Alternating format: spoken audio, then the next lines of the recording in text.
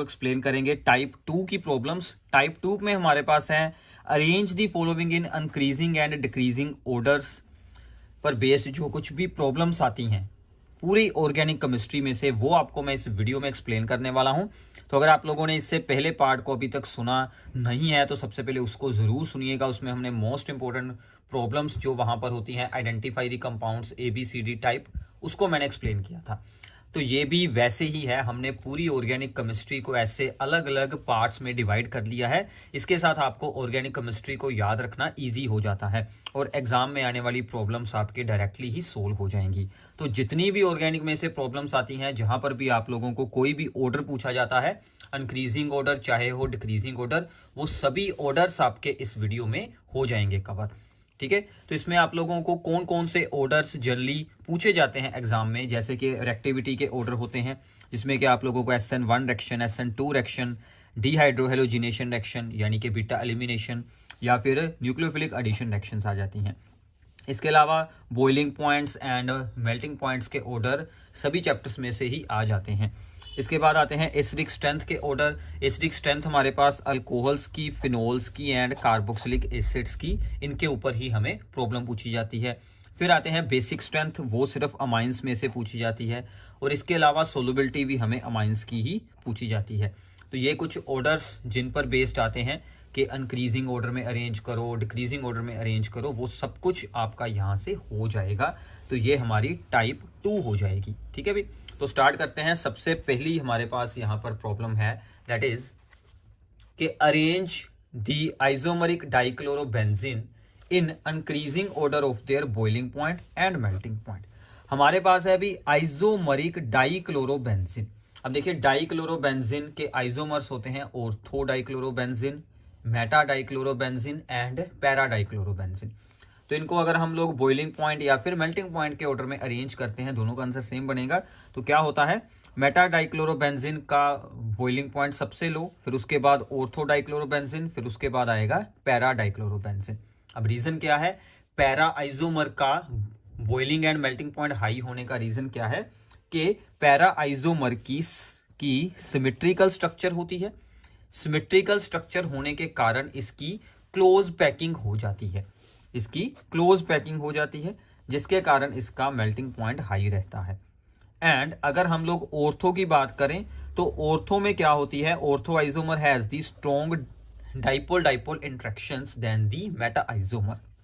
तो इसका melting point high होने का रीजन इसकी सिमेट्रिकल स्ट्रक्चर। ऑर्थो इसके बाद है, ऑर्थो में क्या होती है, डाइपोल डाइपोल इंटरेक्शंस, और मेटा में वो भी नहीं होंगी, इसलिए उसका मेल्टिंग पॉइंट सबसे लो रहेगा। तो ऐसे आप लोग को इसका अरेंजमेंट और इसका रीजन याद रखना है। ठीक है, तो आगे चलते हैं। Second question that is the important है, हमारी सबसे इंपॉर्टेंट प्रॉब्लम्स में से एक है ये कि arrange the following in increasing order of reactivity towards SN1 reaction. हमें SN1 रिएक्शन के अकॉर्डिंग इनको increasing order of acidic strength, increasing order of reactivity में इनको अरेंज करना है। तो सबसे पहले कंपाउंड है 2 bromo 2 methyl butane, 1 bromopentane, 2 bromopentane, ऐसे ही एक हमें और दिया गया है। दो प्रॉब्लम्स है। तो सबसे पहले हम लोग यहाँ पर समझते हैं कि SN1 रिएक्शन क्या होती है। अब देखिए, आंसर इसका छोटा सा है, बट मैं आपको एक्सप्लेन करना चाहता हूं कि SN1 रिएक्शन में कैसे आप लोगों ने ऑर्डर को अरेंज करना है। पहले उसका हम थोड़ा सा यहाँ पर कॉन्सेप्ट को समझ लेते हैं। तो SN1 रिएक्शंस में ऑर्डर ऑफ रिएक्टिविटी ऑलवेज रहेगा 3rd डिग्री अल्काइल हैलाइड्स, फिर आएंगे 2 डिग्री, फिर आएंगे 1 डिग्री, और सबसे लो रिएक्टिविटी में होगा जो सिंपल एक कार्बन वाला हैलाइड होगा, अल्काइल हैलाइड होगा। ठीक है, 3rd डिग्री यानी कि tertiary, secondary and primary. Reason क्या है कि SN1 रिएक्शन जो होती है वो 2 स्टेप्स में होती है। उसमें कार्बोकटायन बनता है जो इंटरमीडिएट बनता है।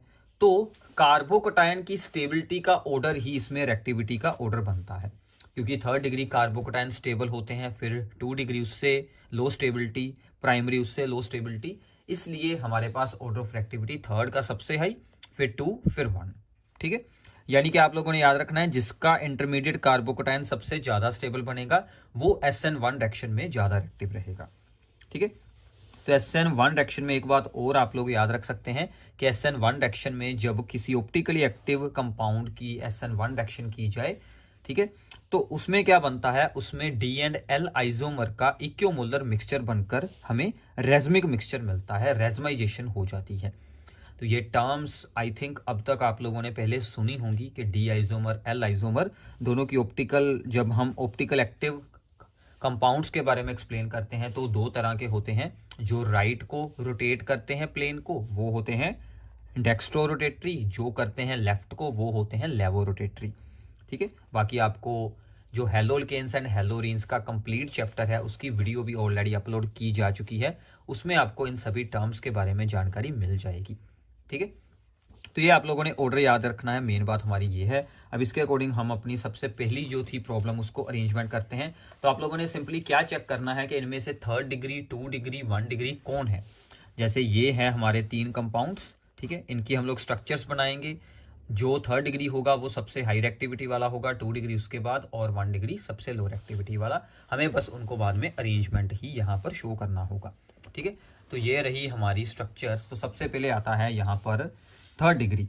तो हमारा 3rd डिग्री है 2 ब्रोमो 2 मिथाइल ब्यूटेन, ये हमारा 3rd डिग्री है। सो इसकी रिएक्टिविटी सबसे ज़्यादा रहेगी, ठीक है। 3rd डिग्री मतलब जिस कार्बन के साथ हेलोजन जुड़ा है उसके साथ आगे 3 अल्काइल चेन्स जुड़ी हों, 1, 2 एंड 3। फिर ये आता है 2 degree, that is the 2 bromopentane, ये हमारा 2 डिग्री है, इसको हमने यहाँ पर 2 डिग्री अरेंजमेंट कर दिया। इसकी रिएक्टिविटी इसके बाद आएगी। और 1 ब्रोमोपेंटेन था हमारा प्राइमरी, तो इसकी रिएक्टिविटी सबसे लो आएगी, ठीक है। तो ऐसे आपने इनको अरेंज कर देना है, 3rd डिग्री, 2 डिग्री, फिर बाद में 1 डिग्री, ठीक है। ऐसे इसमें हमने एक और आपसे पूछी थी प्रॉब्लम। तो मेन काम यहाँ पर अब क्या हो गया है कि आपने नाम से उनकी स्ट्रक्चर बनानी है, फिर उनको अरेंज कर देना है। अब दूसरी एग्जांपल में था 2 bromo 2 methyl butane, this is the 3rd degree. फिर आ गया था 2 ब्रोमो 3 मिथाइल ब्यूटेन। अब इसको ध्यान से देखिए, इस कार्बन के साथ जुड़ा है Br, ठीक है। अब इसके साथ एक चेन है और इसके साथ आगे एक, ठीक है, इसके साथ आगे एक चेन है। ये पूरी की पूरी को हम एक चेन अज्यूम करेंगे, यानी कि इस कार्बन के साथ तो 2 चेन्स जुड़ी हैं।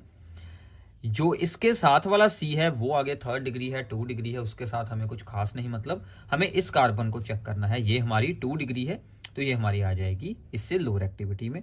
यहाँ पर इसको देखेंगे तो ये 1, 2 एंड 3। अब इसको देखेंगे, इस कार्बन के साथ जुड़ा है हेलोजन, इसके साथ आगे एक ही चेन है, तो ये हमारा बन जाएगा 1 डिग्री। दूसरी आप लोग ऐसे भी याद रख सकते हैं, अगर जिस कार्बन के साथ हेलोजन जुड़ा है उसके साथ कोई भी हाइड्रोजन ना हो वो 3rd डिग्री होता है, एक हाइड्रोजन हो तो 2 डिग्री है, 2 हाइड्रोजन हो तो वो 1 डिग्री है, ठीक है। तो ऐसे भी आप लोग याद रख सकते हैं, ठीक है भी। ऐसे SN1 में एक प्रॉब्लम हमारे पास और है कि which of the following compound will react faster in SN1 reaction. अब ये है यहाँ पर एक अलाइल हलाइड वर्सेस दी सिंपल अल्काइल हलाइड। ये है अलाइल हलाइड। तो अलाइल हलाइड से क्या होगा ऐसे ही यहां पर है ये, ठीक है, this is not the benzene ring, this is the cyclohexyl, this is the benzyl chloride, ठीक है। तो ये हमारे दोनों स्पेशल कंपाउंड है, benzyl chloride and the allyl halide, allyl chloride. फिर बाद में 2 एग्जांपल्स हो रहे हैं, इनकी तो आप लोग स्ट्रक्चर से ही आइडिया लगा सकते हैं, ठीक है। तो सबसे पहले की बात करते हैं जिसमें है अलाइल हलाइड, अलाइलिक हलाइड। तो ये जो अलाइलिक हलाइड है अभी, अगर हम इसका हेलोजन उतारते हैं, यहां से कार्बोकटायन बनाते हैं, तो कुछ ऐसा हमें कार्बोकटायन यहां पर मिलता है। ये कार्बोकटायन रेजोनेंस के साथ स्टेबलाइज हो जाता है। तो जिसका कार्बोकटायन स्टेबल होगा वो मोर एक्टिव होगा, इसलिए सबसे पहले में से ये हमारा जो अलाइल हलाइड है ये ही फास्टर रिएक्ट करेगा, क्योंकि इसका कार्बोकटायन रेजोनेंस के साथ स्टेबलाइज हो रहा है। सिमिलरली इसमें भी यही आंसर मिलेगा कि ये जो बेंजाइलिक हलाइड है इसका जो कार्बोकटायन होता है वो रेजोनेंस के साथ स्टेबलाइज हो जाता है, इसलिए यही हमारा फास्टर रिएक्ट करेगा। तो बेंजाइल क्लोराइड का भी अगर हम यहाँ से Cl उतारेंगे तो ये एक बेंजाइलिक हलाइड, बेंजाइलिक कार्बोकटायन बनता है जो रेजोनेंस के साथ स्टेबलाइज होता है, इसलिए ये SN1 में फास्टर रिएक्ट करेगा।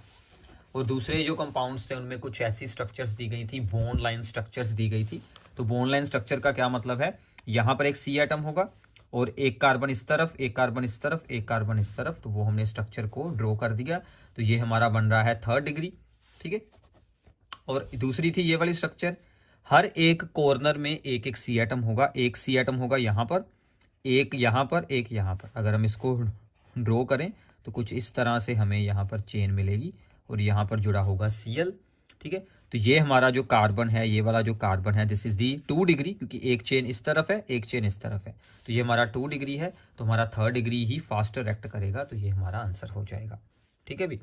ऐसे ही एक और प्रॉब्लम थी जिसमें उसने हमसे पूछा था कि दोनों ही 3rd डिग्री थे, CH3 जुड़ा है 3 time with carbon with bromine और एक साइड पर है आयोडीन।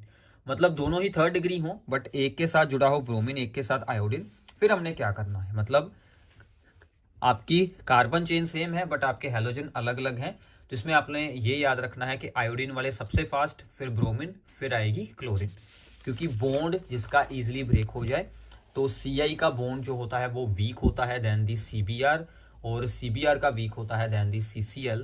तो Ci का बॉन्ड सबसे वीक है, इसलिए वो इजीली ब्रेक होगा, इसलिए वो फास्टर रिएक्ट करेगा, मोर रिएक्टिव होगा because of the low bond association enthalpy, ठीक है। तो ऐसे आपने इसको एक्सप्लेन कर देना है। इसके अलावा कुछ और हमने एग्जांपल्स आपके लिए नीचे लिखी हुई हैं, जैसे कि ये है, ये क्या है अभी C6H5 यानी कि बेंजीन, ठीक है। तो ये नीचे उसकी स्ट्रक्चर बनाई गई है। सो this is the benzylic halide.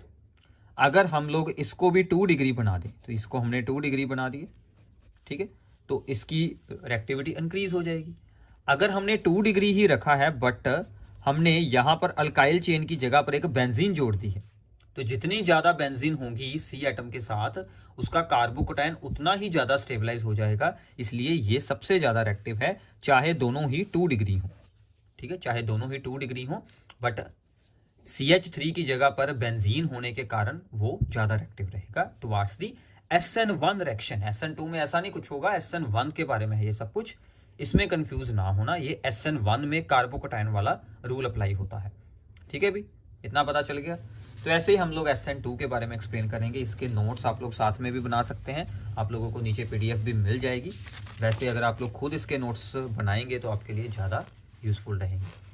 तो आगे है 3rd प्रॉब्लम SN2 पर। SN2 में रिएक्टिविटी का ऑर्डर हमने अरेंज करना है इन कंपाउंड्स को।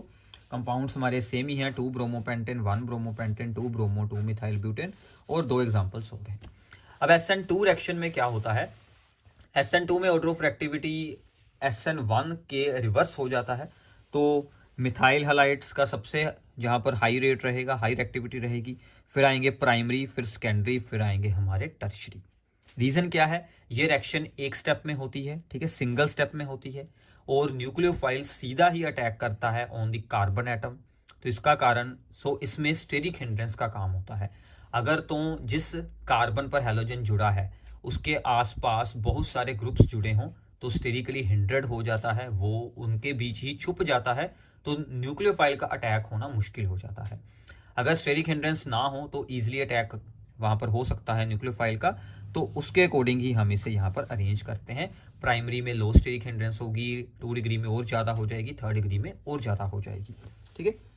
तो SN2 रिएक्शन में कॉन्फ़िगरेशन इन्वर्ट हो जाती है, इन्वर्जन ऑफ कॉन्फ़िगरेशन होता है, मतलब आप लोग जो भी कॉन्फ़िगरेशन यूज़ करेंगे, यानी कि ऑप्टिकल आइसोमर जो भी यूज़ करेंगे उसका ऑपोजिट फॉर्म हो जाएगा दूसरी तरफ, ठीक है। इसमें हमने अरेंजमेंट किया है, तो आपने फिर यहाँ पर सिंपल करना है कि 3rd डिग्री सबसे लो रिएक्टिव, फिर आएगा 2 डिग्री, फिर आएगा 1 डिग्री। तो आपने स्ट्रक्चर्स बनाकर सिंपली अरेंज कर देना है। तो ये था हमारा 3rd degree, 2 bromo 2 methyl butane, फिर आ गया 2 ब्रोमोपेंटेन 2 डिग्री, फिर आ गया हमारा 1 डिग्री 1 ब्रोमोपेंटेन। अगर आपने SN1 के सोल्व कर लिए तो ये तो ईजिली हो ही जाएंगे। स्ट्रक्चर बनानी है नाम से, बाद में अरेंज कर देना है, और तो कुछ नहीं है काम, ठीक है। अब जैसे यहाँ पर देखते हैं, इनमें से अगर हम लोग ध्यान से देखें तो ये तो आ गया हमारा क्लोरोबेंजीन। अब यहाँ पर एक स्पेशल चीज आ जाएगी। फिर ये दोनों अगर आप लोग ध्यान से देखेंगे, दिस इज दी प्राइमरी, इस कार्बन के साथ हैलोजन जुड़ा है, इसके पास 2 हाइड्रोजन है, इसके आगे एक चेन जुड़ी है पूरी, this is primary, this is secondary. ये सेकेंडरी कैसे है, इस कार्बन के साथ हैलोजन जुड़ा है, इसके आगे 2 चेन्स जुड़ी हैं 2, सो दिस इज दी सेकेंडरी, ठीक है। तो इसके अकॉर्डिंग हम इसे अरेंज कर देंगे। यहाँ पर तो वही रूल अप्लाई होगा कि आयोडीन वाला सबसे ज्यादा रिएक्टिव, फिर ब्रोमीन वाला, फिर आएगा Cl वाला, ठीक है। इनको आगे एक्सप्लेन कर देते हैं एक बार। सो ये आ गया हमारा प्राइमरी सबसे ज्यादा रिएक्टिव, फिर 2 डिग्री, और अराइल हैलाइड्स जो होते हैं, क्लोरोबेंजीन हो, ब्रोमोबेंजीन हो, इनकी reactivity towards the nucleophilic substitution reaction SN1 में SN2 SN1 SN2 क्या होती हैं? Nucleophilic substitution reaction. दोनों के मैकेनिज्म अलग है दोनों न्यूक्लियोफाइल के अटैक होना और हेलोजन को सब्स्टिट्यूट करना। क्लोरोबेंजीन यानी कि अराइल हैलाइड्स में बहुत ही डिफिकल्ट होता है, हेलो अरीन्स में डिफिकल्ट होता है, इनकी रिएक्टिविटी टुवार्ड्स न्यूक्लियोफिलिक सब्स्टिट्यूशन लो होती है। ठीक है, रीजन क्या है? क्योंकि कार्बन और हेलोजन का बॉन्ड यहाँ पर partial double bond character acquire करता है। ये बॉन्ड स्ट्रॉन्ग होता है, ये बॉन्ड स्मॉल होता है due to the sp2 hybridized carbon atom of the benzene ring. तो ऐसे कुछ रीजंस आप लोग इसमें एक्सप्लेन कर सकते हैं कि पार्शियल डबल बॉन्ड करैक्टर होता है, ड्यू टू दी रेजोनेंस के साथ एक्सप्लेन हो सकता है, और ये कार्बन Cl का बॉन्ड स्मॉल होता है due to the sp2 hybridized carbon atom of benzene, जिसके कारण इस बॉन्ड को ब्रेक कर पाना काफ़ी डिफिकल्ट है। बाकी ये अलग रीजनिंग की जो एक हमारी वीडियो ऑलरेडी अपलोडेड है, उसमें आप लोगों को ये सभी रीजंस एक्सप्लेन किए हुए मिल जाएंगे। ठीक है, तो ये बात आप लोगों को मैंने इसमें भी दोबारा से रिपीट करवा दी है ताकि आपको कोई भी मुश्किल ना हो, इसलिए हमने इसको सबसे लोअर एक्टिविटी में रखा है। उसके बाद हमारे 2 डिग्री और 1 डिग्री आ जाएगा। ठीक है, जब डायरेक्टली हेलोजन बेंजीन के साथ जुड़ा है तो आपने कुछ नहीं और देखना, इसको लोअर एक्टिविटी में डाल देना है। ठीक है, और लास्ट वाले का तो मैंने आपको बता ही दिया था कि आयोडीन वाला सबसे हाई रहेगा, फिर ब्रोमीन, फिर आएगा क्लोरीन, सेम के बॉन्ड एसोसिएशन एंथैल्पी लो होती जाएगी इसके कारण। ठीक है, तो ये हो गए हमारे SN1 एंड SN2। इसके बाद आती है एलिमिनेशन रिएक्शन यानी कि बीटा एलिमिनेशन या डीहाइड्रोहेलोजिनेशन, जिसमें क्या होता है कि अल्कोहलिक KOH को हम लोग ऐड करते हैं और हेलोजन और वहाँ से हाइड्रोजन रिमूव होकर अल्कीन्स बन जाते हैं, डबल बॉन्ड अल्कीन बनता है। ठीक है, तो कंपाउंड्स फिर से हमारे वही हैं, 2 bromo pentane, 2 bromo 2 methyl butane and 1 bromo pentane. अब इसमें आप लोगों ने ऑर्डर याद रखना है, SN1 वाला सेम ऑर्डर है। ठीक है, ईज ऑफ एलिमिनेशन या फिर decreasing order of activity towards elimination is the 3rd degree, 2 degree, 1 degree. 3rd degree की सबसे हाई रहेगी तो 3rd डिग्री वाला सबसे आगे रख लेंगे हम लोग कंपाउंड, फिर आएगी हमारी 2 डिग्री की, फिर आएगी हमारी 1 डिग्री की। अब इसका रीज़न क्या है? रीज़न अब देखिए कि मैंने आपको बताया कि एलिमिनेशन होकर अल्कीन्स बनते हैं और अल्कीन सबसे स्टेबल वो होता है जो मोर अल्काइलेटेड हो, जिसमें डबल बॉन्ड के आसपास ज़्यादा अल्काइल ग्रुप्स जुड़े हों। More alkylated alkenes are more stable, therefore these are easily formed. So this can be explained on the basis of ease of the formation of the alkenes, as more alkylated alkene is more stable. This is known as the Seydt-Zepf rule. इसके कारण 3rd degree अल्काइलाइड्स prefer होते हैं elimination reaction में। मतलब क्या है? अब देखिए, यहाँ से अगर मैं ब्रोमीन को हटाऊं तो हमारा डबल बॉन्ड यहाँ पर बनेगा इन दोनों कार्बन में। इसके आसपास अल्काइल ग्रुप्स देखिए, 1 2 3 अल्काइल ग्रुप हैं इसके आसपास, 1 2 3। अगर मैं इसको बनाऊं तो यहाँ पर बनेगा, यहाँ पर 1 अल्काइल ग्रुप, 2 अल्काइल ग्रुप, यहाँ पर 2 अल्काइल ग्रुप्स हैं। इसके लिए यहाँ पर बनेगा, यहाँ से हेलोजन गया, यहाँ से हाइड्रोजन गया, इसके पास एक ही अल्काइल ग्रुप है। सो 1 2 3 मोर alkylated alkenes are more stable. सो ये प्रेफर होता है 3rd डिग्री, इसीलिए ही एलिमिनेशन में हम ज़्यादा प्रेफर करते हैं। ठीक है, तो अब देखिए भी, अगर आपको एलिमिनेशन रिएक्शन के बारे में कुछ नहीं पता है तो पहले उसको सुन लीजिए।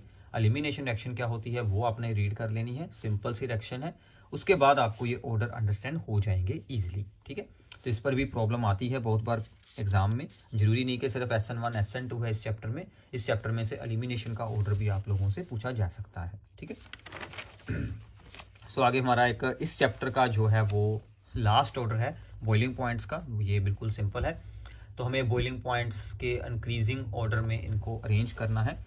तो ब्रोमोमीथेन है, ब्रोमोफोम है, क्लोरोमीथेन है एंड डाइब्रोमोमीथेन है। ठीक है, अब देखिए, जब हम लोग हैलोजन्स चेंज करते हैं, जितना हैवी हैलोजन होगा उतना हाई बॉइलिंग पॉइंट, जितने ज़्यादा हैलोजन्स होंगे उतना हाई बॉइलिंग पॉइंट, जितना चेन का साइज हाई रहेगा उतना ज़्यादा बॉइलिंग पॉइंट, स्ट्रेट चेन का ज़्यादा बॉइलिंग पॉइंट होगा। तो ऐसे कुछ बातें आप लोगों ने याद रखनी है। और दूसरे में है isobutyl bromide, tert butyl bromide यानी कि 3rd degree tertiary, and n butyl bromide यानी कि नॉर्मल ब्यूटाइल ब्रोमाइड। ये उनके कॉमन नेम्स भी आ सकते हैं। ठीक है, तो पहले वाली प्रॉब्लम करते हैं पहले। क्लोरोमीथेन, ठीक है, क्लोरोमीथेन, ब्रोमोमीथेन, ठीक है, फिर आएगा डाइब्रोमोमीथेन, यानी कि CH2 Br2 हो गए। फिर आएगा ब्रोमोफॉर्म, क्लोरोफॉर्म जैसे ब्रोमोफॉर्म CH Br3। तो जितने ज्यादा हैलोजन, अब देखिए Br is heavier than the Cl, सो इसका हायर बॉइलिंग पॉइंट, 2 Br हो गए और हैवी, 3 Br हो गए और हैवी। तो जैसे जैसे मास इंक्रीज होता जाएगा, साइज इंक्रीज होता जाएगा, तो हमारा बॉइलिंग पॉइंट भी इंक्रीज होता जाएगा। ठीक है। सेकंड में थे हमारे पास आइसोमरिक अल्काइल हैलाइड्स थे। आइसोमरिक अल्काइल हैलाइड्स आ जाएं, मतलब सेम मोलिकुलर फार्मूला, अलग अलग आइसोमर हो, स्ट्रेट चेन वाले आइसोमर का बॉइलिंग पॉइंट सबसे हाई रहेगा, बिकॉज स्ट्रेट चेन के कारण उसके पास लार्ज सरफेस एरिया होता है, जिसके कारण वो स्ट्रॉन्ग वैंडरवाल फोर्सेज को फॉर्म करता है। तो स्ट्रेट हो गया हमारा N butyl bromide, N means होती है नॉर्मल यानी कि स्ट्रेट चेन। फिर आता है आइसो ब्यूटाइल ब्रोमाइड। ठीक है, आइसो में सेकेंड लास्ट के साथ हम हेलोजन जोड़ देते हैं या फिर कार्बन एटम जोड़ देते हैं। ठीक है, और इसके बाद हमारे पास आता है that is the tertiary butyl bromide. ठीक है, टर्शरी ब्यूटाइल ब्रोमाइड। तो ऐसे आपने इनको यहां पर ऑर्डर में दैट इज दी अरेंज कर देना है। ठीक है, इतना आइडिया हो गया अभी। तो इसका सरफेस एरिया सबसे ज्यादा होगा स्ट्रेट चेन के कारण। ठीक है, तो आगे चलते हैं। ये था हमारा सबसे पहला चैप्टर। ठीक है, हेलोल्केन्स हेलो अरेंज में से। तो हम सबसे पहले बात करते हैं कि why alcohols are weaker acid than the water. Alcohols जो होती हैं वो वाटर से भी वीक एसिड होती हैं। रीजन क्या है कि अल्कोहल का जनरल फार्मूला हमारे पास होता है ROH, यानी कि अल्काइल ग्रुप के साथ OH ग्रुप जुड़ा होता है। अब देखिए अल्कोहल एसिडिक क्यों होती है? एसिडिक होने का रीजन है कि ये जो OH का बॉन्ड है, this bond is the polar, जिसके कारण यहां से H पॉजिटिव आयन बनकर रिलीज होता है, लॉस होता है। ठीक है, अब क्या होता है कि R जो ग्रुप है अल्काइल ग्रुप, उसका इलेक्ट्रॉन रिलीजिंग इंडक्टिव इफेक्ट होता है +I इफेक्ट, जिसके कारण वो अपने इलेक्ट्रॉन ऑक्सीजन की ओर रिलीज करता है और इस OH बॉन्ड की पोलैरिटी को डिक्रीज कर देता है। OH बॉन्ड की पोलैरिटी डिक्रीज हो गई तो H पॉजिटिव का लॉस होना डिफिकल्ट हो जाएगा, प्रोटॉन का लॉस होना डिफिकल्ट हो जाएगा। तो सिंपल सी बात है, electron releasing effect of the alkyl group, जिसके कारण OH बॉन्ड की पोलैरिटी डिक्रीज हो जाएगी, जिसके कारण H पॉजिटिव का लॉस होना डिफिकल्ट हो जाएगा। वाटर में ऐसा कोई अल्काइल ग्रुप होता नहीं जिसके कारण कोई इलेक्ट्रॉन रिलीजिंग इफेक्ट हो, therefore alcohols are weaker acid than the water. ठीक है भी। अब अगर हम लोग अल्कोहल्स में उनको अरेंज करेंगे primary, secondary and third degree alcohols में से कौन सबसे स्ट्रॉन्ग होगी, तो इसमें आपको ऐसे कुछ प्रॉब्लम आ सकती है कि arrange the following alcohols in decreasing order of there acidic strength. हमें दी गई है ब्यूटेन 2 ओल, ब्यूटेन 1 ओल, 2 मिथाइल प्रोपेन 2 ओल। अब देखिए जितने भी आप इनके अंडर प्रॉब्लम्स करेंगे, सो भी सबसे इंपॉर्टेंट बात है आपको IUPAC नेमिंग आती हो, नेमिंग से स्ट्रक्चर बनाएं, फिर ही आपको आइडिया होगा कि प्राइमरी कौन है, सेकेंडरी कौन है, थर्ड डिग्री कौन है।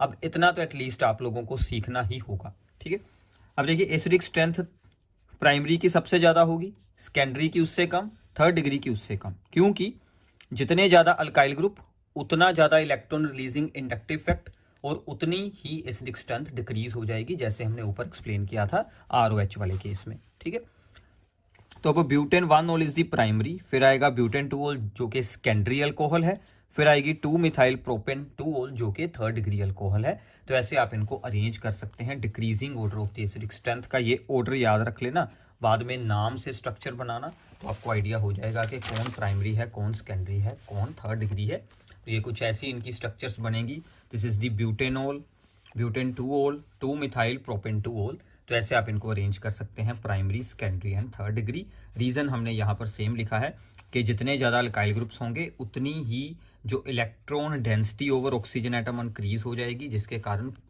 बॉन्ड की पोलैरिटी लो होने के बाद प्रोटॉन का लॉस होना डिफिकल्ट हो जाएगा।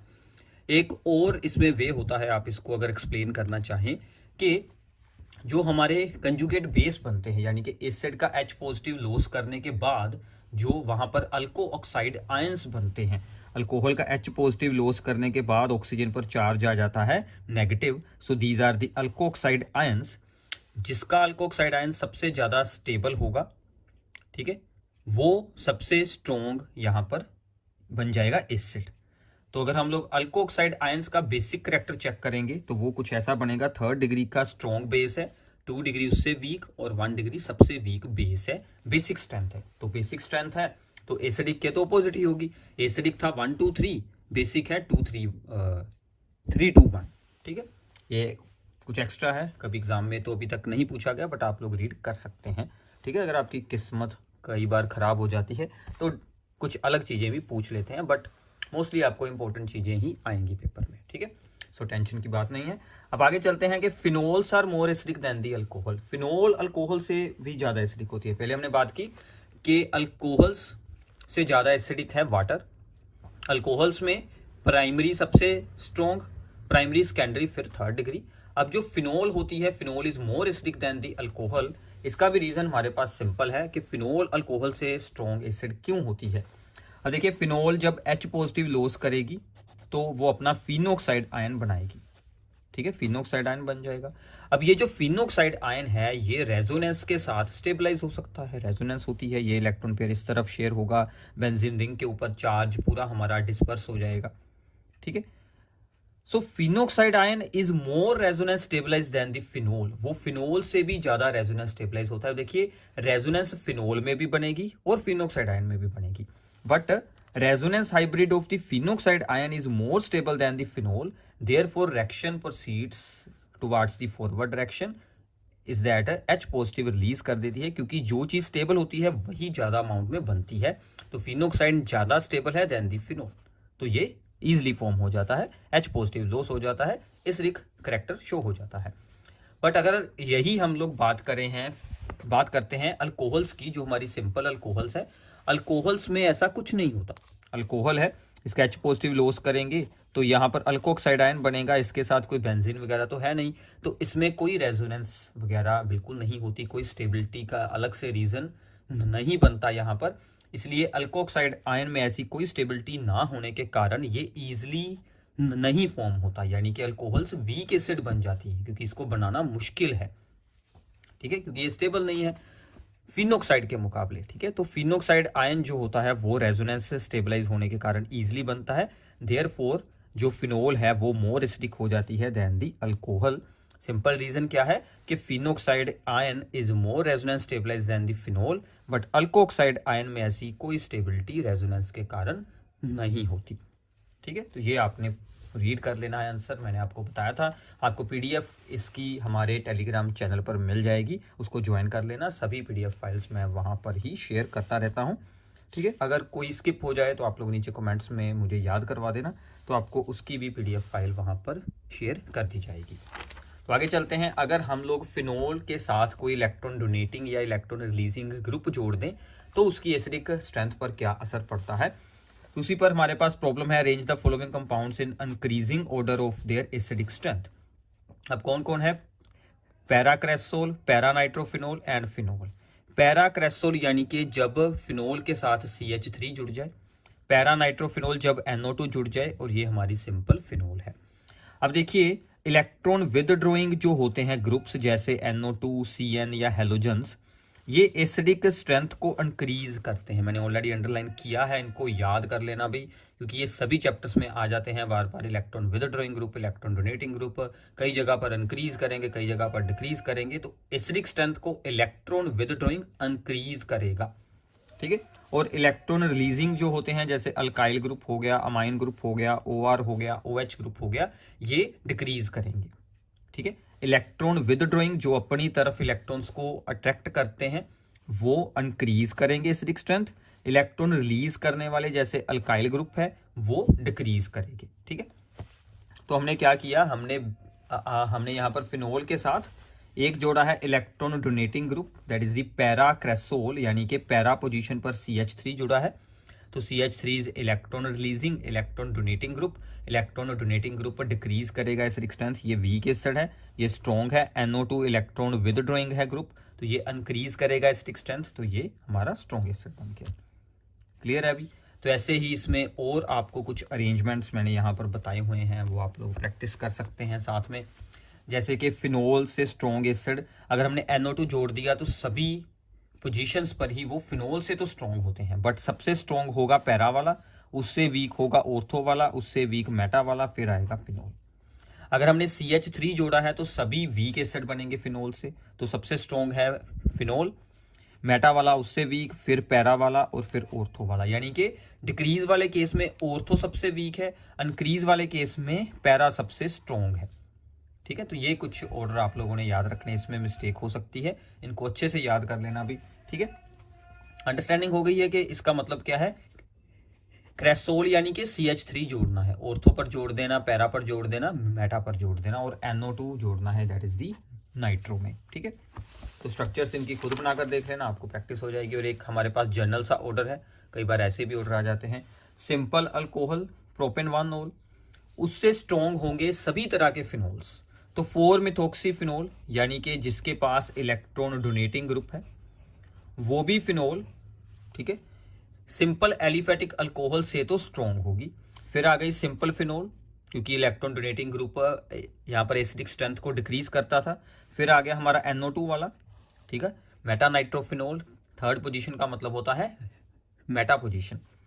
फिर अगर 2 NO2 ग्रुप जोड़ दें तो और स्ट्रॉन्ग हो जाएगी, अगर 3 NO2 ग्रुप जोड़ दें तो और स्ट्रॉन्ग हो जाएगी। मतलब जितने ज्यादा इलेक्ट्रॉन विदड्रॉइंग ग्रुप होंगे उतना स्ट्रॉन्ग एसिड बनेगा। नीचे इनकी स्ट्रक्चर्स भी बताई गई हैं, तो ये इनकी स्ट्रक्चर्स आ जाएंगी। This is the simple aliphatic alcohol, so these are the सभी की सभी ही फिनोल्स हैं, बट इसके साथ जुड़ा है इलेक्ट्रॉन डोनेटिंग ग्रुप, ये सिंपल फिनोल। इसके साथ इलेक्ट्रॉन विदड्रॉइंग ग्रुप, यहाँ पर 2 इलेक्ट्रॉन विदड्रॉइंग ग्रुप हैं और यहाँ पर 3 जुड़ चुके हैं। इस कंपाउंड का नाम आप लोगों ने मुझे बताना है, इसका एक स्पेशल नेम होता है, तो प्लीज नीचे कमेंट बॉक्स में बताइए कि इस कंपाउंड का नेम क्या होगा। ठीक है, बताएंगे भी, सबको आई थिंक याद होगा, आपने यूज किया होगा। ठीक है, सो वैसे अगर IUPAC में तो ऊपर नेम आपको बताया गया है 2,4,6 ट्राइनाइट्रोफिनोल, तो इसका एक और नाम होता है, कॉमन नेम होता है, वो आप लोगों ने नीचे बताना है। क्लियर है अभी। इसके बाद आ जाते हैं boiling point of ethanol is higher than the methoxymethane, यानी कि अल्कोहल्स के बॉइलिंग पॉइंट ईथर से हाई होते हैं। अल्कोहल के बॉइलिंग पॉइंट ईथर से हाई होना सिंपल सी बात है, अल्कोहल्स में हाइड्रोजन बॉन्ड बनते हैं। ठीक है, so ethanol has higher boiling point because of the strong intermolecular hydrogen bonding, whereas ethers में क्या होती है, simple dipole dipole interaction. Dipole dipole interaction hydrogen bonding से वीक होती है, हमेशा आप लोगों ने याद रखना है।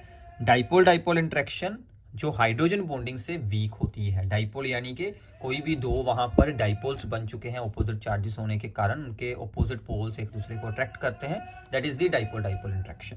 ठीक है, क्लियर है अभी। तो आगे चलते हैं। आगे है कि हमारे पास हमारा अगला चैप्टर है aldehyde ketones and carboxylic acid, this is the most important one. अब इसमें सबसे पहली प्रॉब्लम है न्यूक्लियोफिलिक एडिशन रिएक्शंस के ऊपर। न्यूक्लियोफिलिक एडिशन रिएक्शन में हमें यहाँ पर इंक्रीजिंग ऑर्डर ऑफ रिएक्टिविटी में इन सभी कंपाउंड्स को अरेंज करना है। तो सबसे पहले आपको ये आइडिया हो कि न्यूक्लियोफिलिक एडिशन रिएक्शन में होता क्या है। न्यूक्लियोफिलिक एडिशन रिएक्शन होती है अभी सभी एल्डिहाइड और कीटोन्स में। एल्डिहाइड कीटोन्स में क्या जुड़ा होता है, कार्बोनाइल ग्रुप। कार्बोनाइल ग्रुप यानी कि C डबल बॉन्ड O।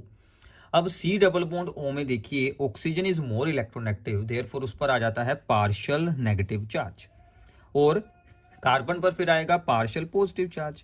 अब न्यूक्लियोफाइल के लिए साइट बन चुकी है पॉजिटिव चार्ज वाली, that is the carbon atom. तो हमारा न्यूक्लियोफाइल अटैक करेगा सीधा जाकर इस कार्बन एटम पर। क्लियर है, तो यहां से एक बॉन्ड ब्रेक होकर ऑक्सीजन अपने पास इलेक्ट्रॉन पेयर को वापस रख लेगा।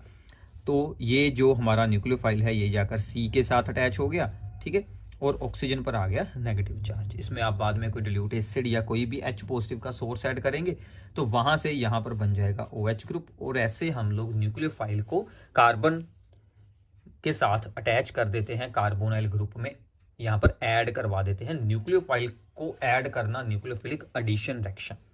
ठीक है, अब इसमें यहीं से आपको आइडिया हो जाएगा कि रिएक्टिविटी का ऑर्डर किस फैक्टर पर डिपेंड करेगा कि ये जो पॉजिटिव चार्ज है वो कितना हाई रहता है। जितना ज्यादा पॉजिटिव चार्ज उतना इजी अटैक हो जाएगा, जितनी लेस स्टेरिक हिंड्रेंस उतना इजी अटैक हो जाएगा। तो दो फैक्टर है, high positive charge less steric hindrance हो तो इजी अटैक होगा, हाई रिएक्टिविटी होगी न्यूक्लियोफाइल की। ठीक है, तो अब देखिए जब इलेक्ट्रॉन रिलीजिंग ग्रुप्स अटैच कर दें हम इस CO ग्रुप के साथ, तो वो क्या करेंगे, वो अपने इलेक्ट्रॉन रिलीज कर इस पार्शियल पॉजिटिव चार्ज को डिक्रीज करवा देंगे, और आल्सो उनके साथ स्टेरिक हिंड्रेंस भी हो जाएगी, जिसके कारण हमारी रिएक्टिविटी डिक्रीज हो जाएगी। ठीक है, सो देयरफॉर जितने भी हमारे कीटोन्स होंगे उनकी रिएक्टिविटी एल्डिहाइड से लो रहेगी। अगर हम लोग यहाँ पर CO ग्रुप के साथ कोई भी अल्काइल ग्रुप जोड़ देते हैं तो वो अपने इलेक्ट्रॉन्स को रिलीज करेगा टुवार्ड्स द कार्बन एटम, जिसके कारण इस कार्बन एटम का जो पॉजिटिव चार्ज आया था, पार्शियल पॉजिटिव चार्ज आया था इसके ऊपर, वो हमारा डिक्रीज हो जाएगा। अगर हम दोनों साइड पर ही अल्काइल ग्रुप जोड़ देते हैं तो वो और ज़्यादा इस पार्शियल पॉजिटिव चार्ज को डिक्रीज कर देंगे, क्योंकि दोनों तरफ से ही हमारा जो है वो चार्ज को, पॉजिटिव चार्ज को डिक्रीज किया जाएगा जो कि कार्बन के ऊपर आया था। यानी कि इस कार्बन की इलेक्ट्रोफिलिसिटी रिड्यूस हो जाएगी। और आल्सो अब इस कार्बन के आसपास दो दो अल्काइल ग्रुप जोड़ देंगे तो वो स्टेरिकली हिंड्रेड हो जाएगा, उनके बीच ही छुप जाएगा, तो न्यूक्लियोफाइल को रास्ता मिलना यहाँ पर डिफिकल्ट हो जाएगा अटैक करने के लिए। तो यही मेन रीजन है कि कीटोन्स आर लेस रिएक्टिव और aldehydes are more reactive. Aldehydes में एक अल्काइल ग्रुप होता है, कीटोन्स में दो दो अल्काइल ग्रुप होते हैं, जिसके कारण उनकी रिएक्टिविटी डिक्रीज हो जाती है। तो यहाँ पर हमने यही सब कुछ एक्सप्लेन किया है, ठीक है। तो ये आप लोग यहाँ से रीड आउट कर सकते हैं। सिंपल सा रीजन है कि वाई, ये आपको ऐसे भी पूछा जा सकता है कि why aldehydes are more reactive than the ketones toward the nucleophilic reaction, ठीक है। जितने ज्यादा अल्काइल ग्रुप्स होंगे उतनी ही रिएक्टिविटी हमारी लो हो जाएगी towards the nucleophilic addition reaction, ठीक है। अब इसके ऊपर आपको बहुत सारे ऑर्डर्स बनाए जा सकते हैं। जैसे हम लोग इसका पहले सोल्यूशन करेंगे जो हमसे पूछा गया था। हमसे पूछा गया था ये ऑर्डर, इसमें हमने क्या किया कि एल्डिहाइड्स को सबसे आगे रख लिए, इथेनॉल और प्रोपेनॉल। अब एल्डिहाइड में भी जितनी स्मॉल चेन होगी कार्बन एटम्स की उतनी हाई रिएक्टिविटी, क्योंकि उतना इलेक्ट्रॉन रिलीजिंग इफेक्ट लो होगा, स्टेरिक हिंड्रेंस लो होगी। तो इथेनॉल 2 कार्बन वाला, फिर आ गया प्रोपेनॉल, फिर आएंगे कीटोन्स, पहले छोटा कीटोन फिर उससे बड़ा कीटोन सबसे लेस रिएक्टिव होगा, ठीक है। इतना क्लियर है अभी। चेन के साइज के साथ रिएक्टिविटी डिक्रीज होगी। तो इस तरह से हमने कीटोन्स, फिर दोनों एल्डिहाइड्स, ये दोनों कीटोन्स, ठीक है। तो ये दोनों थे हमारे कीटोन्स और ये दोनों थे हमारे एल्डिहाइड्स। तो ऐसे आप इनको अरेंज कर सकते हैं। क्लियर है अभी। और यहाँ पर कुछ इसके साथ रिलेटेड हमने पॉइंट्स लिखे हैं कि ketones are less reactive than aldehydes. ये मैंने आपको बता दिया है। कीटोन्स में 2 अल्काइल ग्रुप हैं, एल्डिहाइड में एक ही होता है। एल्डिहाइड जिसके पास कोई भी अल्काइल ग्रुप ना हो वो सबसे ज्यादा रिएक्टिव, जैसे कि फॉर्मेल्डिहाइड, ठीक है। इसके पास कोई अल्काइल ग्रुप नहीं है। फिर बाकी के सभी एल्डिहाइड जिनके पास एक अल्काइल ग्रुप है, फिर आएंगे हमारे कीटोन्स जिनके पास 2 अल्काइल ग्रुप है, वो उससे भी कम रिएक्टिव होंगे। अब जो बेंजेल्डिहाइड है यानी कि एरोमेटिक जो हमारे कंपाउंड्स होंगे, तो एरोमेटिक वाले कंपाउंड जहां पर CO ग्रुप डायरेक्टली बेंजीन के साथ जुड़ा है वो लेस रिएक्टिव हैं towards the nucleophilic addition reaction than the aliphatic aldehyde, क्योंकि बेंजीन रिंग का +R इफेक्ट होता है। वो अपने इलेक्ट्रॉन कार्बन की तरफ छोड़ देती है, भेज देती है, जिसके साथ कार्बन का पॉजिटिव चार्ज डिक्रीज हो जाता है, उसकी इलेक्ट्रोफिलिसिटी डिक्रीज हो जाती है, तो उस पर न्यूक्लियोफाइल का अटैक डिफिकल्ट हो जाता है। रीजन आपको यहाँ पर बताया गया है, due to the +R effect, जो यहाँ से जो बॉन्ड का इलेक्ट्रॉन होता है वो C की तरफ शेयर हो जाता है, जिसके कारण पॉजिटिव चार्ज यहाँ पर रिड्यूस हो जाएगा। तो एरोमेटिक वाले एल्डिहाइड कीटोन एलिफेटिक से लो रिएक्टिविटी वाले हैं, लेस रिएक्टिव हैं। क्लियर है। तो यहीं से फिर हम लोग कुछ अरेंजमेंट्स बना लेंगे, जैसे कि यहाँ पर है acetaldehyde, that is the normal aliphatic aldehyde, reactive होगा। फिर उससे कम बेंजेल्डिहाइड है, बट सभी के सभी एल्डिहाइड कीटोन से हाई रिएक्टिविटी वाले हैं।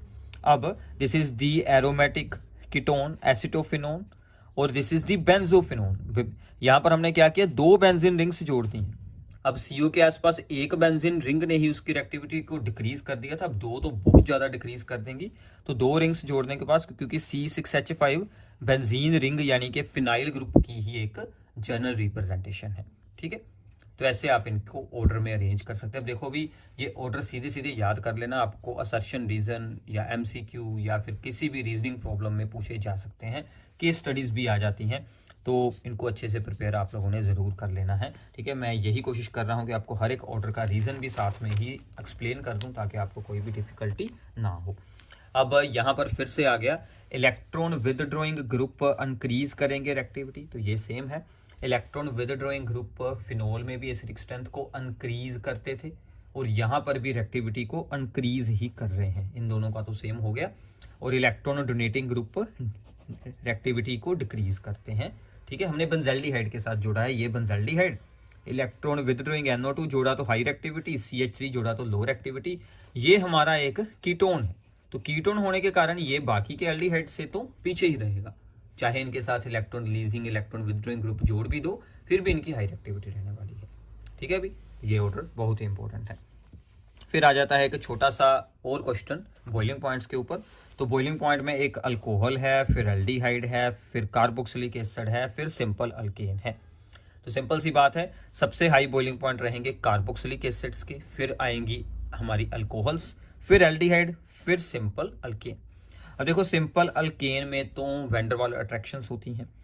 अब जो एल्डिहाइड्स होते हैं इनमें थोड़े बहुत वहाँ पर डाइपोल्स वगैरह बनने शुरू होते हैं, तो थोड़ी बहुत अट्रैक्शन उसके कारण बन जाती है। और अल्कोहल्स में तो हाइड्रोजन बॉन्ड बनते हैं। कार्बोक्सिलिक एसिड में बहुत ज़्यादा हाइड्रोजन बॉन्ड बनते हैं अल्कोहल्स के मुकाबले। So more extensive association due to the hydrogen bonding, therefore इनके बॉइलिंग पॉइंट सबसे हाई रहेंगे। ठीक है, इसके अलावा अगर आपको बेंजोइक एसिड आ जाए तो बेंजोइक एसिड जो है वो इससे भी आगे रहेगा। कार्बोक्सिलिक एसिड जो सिंपल है एलिफेटिक वाले हैं उनसे भी ऊपर है, क्योंकि मामला यहाँ पर बॉइलिंग पॉइंट का है तो उनका मास भी हाई हो जाता है, जिसके कारण कि उनका बॉइलिंग पॉइंट और ज़्यादा इंक्रीज हो जाएगा। क्लियर है अभी? तो आपने ये भी बात का ध्यान रखना है कि किस चीज़ का ऑर्डर है, बेसिक स्ट्रेंथ है, एसिडिक स्ट्रेंथ है, बॉइलिंग पॉइंट है, तो सबके ऊपर अलग आपके कॉन्सेप्ट उसी के अकॉर्डिंग ही अप्लाई होने वाले हैं। क्लियर है अभी? तो आगे चलते हैं, कार्बोक्सिलिक एसिड की एसिडिक स्ट्रेंथ के बारे में देखते हैं कि सबसे पहले आ गया कि why carboxylic acids are stronger acid than the phenol. तो सिंपल सी बात है, कार्बोक्सिलिक एसिड फिनोल से स्ट्रॉन्ग एसिड है।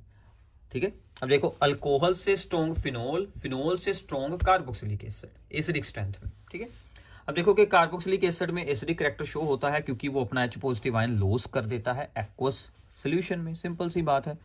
एंड क्या बनाता है? वो बनाता है carboxylate ion. This is the carboxylate ion. यहां से H उतार दो, इसके ऊपर चार्ज बना दो, this is the carboxylate ion. This carboxylate ion is stabilized by the resonance. ठीक है, इसके कारण वो एसिडिक है। तो फिर से यहां पर सेम है कि कार्बोक्सिलेट आयन तो स्टेबल हो जाता है रेजोनेंस के कारण, इसलिए रिएक्शन फॉरवर्ड होगी तो वो एसिडिक अपना करैक्टर शो करेगा। अब बात है कि फिनोल के साथ इसको कंपेयर करना है। फिनोल में भी तो फिनोक्साइड बनता था, फिनोक्साइड भी तो रेजोनेंस के साथ स्टेबलाइज था। अब देखिए रेजोनेंस स्ट्रक्चर को सबसे ज्यादा कौन स्टेबल करता है कि कौन से एटम पर चार्ज डिस्पर्स हो रहा है। यहां पर चार्ज डिस्पर्सल हो रहा है दो ऑक्सीजन एटम के बीच, और दोनों ऑक्सीजन एटम क्या होते हैं? ऑक्सीजन इज मोर इलेक्ट्रोनेगेटिव, बहुत ही हाई इलेक्ट्रोनेगेटिव है, तो ये चार्ज को अच्छे से मतलब संभाल के रख सकती है। तो यही मेन रीजन है कि कार्बोक्सिलेट आयन जो है वो more stabilized than the phenoxide ion, क्योंकि फिनोक्साइड में एक ही ऑक्सीजन होता है। ठीक है, तो सिंपल सा reason, carboxylate ion is more stable by the resonance than the phenoxide ion because of the two electronegative oxygen atoms in the carboxylate ion। तो वही हमने यहां पर एक्सप्लेन किया है कि यहां पर नेगेटिव चार्ज डिस्पर्स किया जाता है दो इलेक्ट्रोनेगेटिव ऑक्सीजन एटम्स के कारण। ठीक है, सिंपल है अभी। तो ऐसे आपको रीजन याद हो जाएंगे, बिल्कुल सिंपल सा काम है। ठीक है भाई, बट एक बार थोड़ी सी मेहनत आपको भी करनी होगी, थोड़ा सा रीड करें, साथ साथ में नोट्स बना लेंगे तो भी बड़ा अच्छा काम है। मैंने आपके लिए नोट्स बनाए हैं, बाकी मुझे तो इन नोट्स की कोई ज़रूरत है नहीं, ये सभी नोट्स आपके लिए ही बनाए गए हैं ताकि आप लोग एग्ज़ाम में अच्छी परफॉर्मेंस कर सकें, चाहे आपके बोर्ड एग्ज़ाम हो, चाहे आपके JEE का एग्ज़ाम हो, नीट का एग्ज़ाम हो, किसी भी एग्ज़ाम में आप लोग ऑर्गेनिक के लिए इन नोट्स को यूज़ कर सकते हैं। फिर आता है कि अगर हम लोग इनके साथ भी कार्बोक्सिलिक एसिड्स के साथ भी कुछ अटैच कर दें, कोई electron donating electron withdrawing group, तो क्या होगा?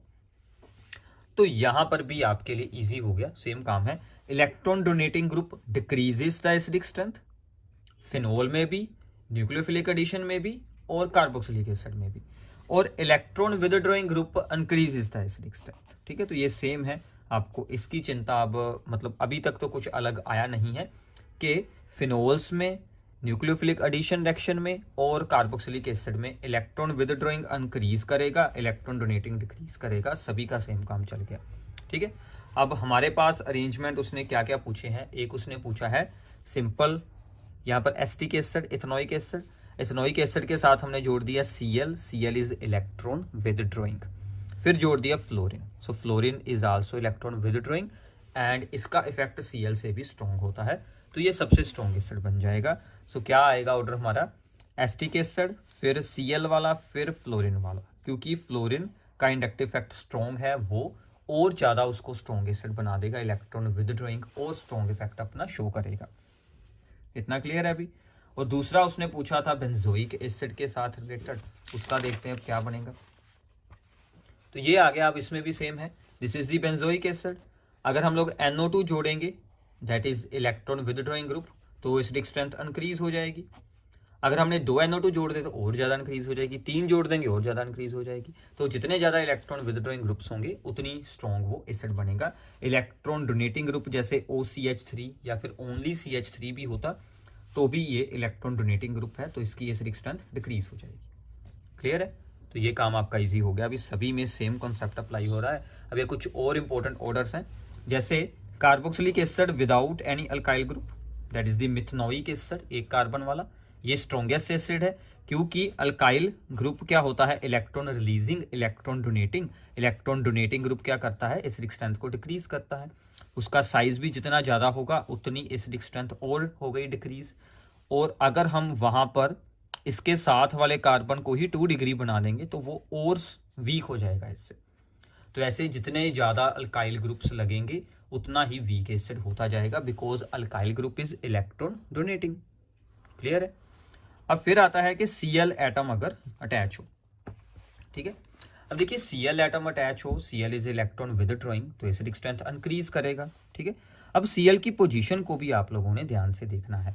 अगर तो कार्बोक्सिलिक ग्रुप के अगले कार्बन पर है तो स्ट्रॉन्गेस्ट, उससे अगले पर आ गया तो और थोड़ा वीक, उससे अगले पर आ गया तो और वीक, अगर है ही नहीं तो सबसे वीक।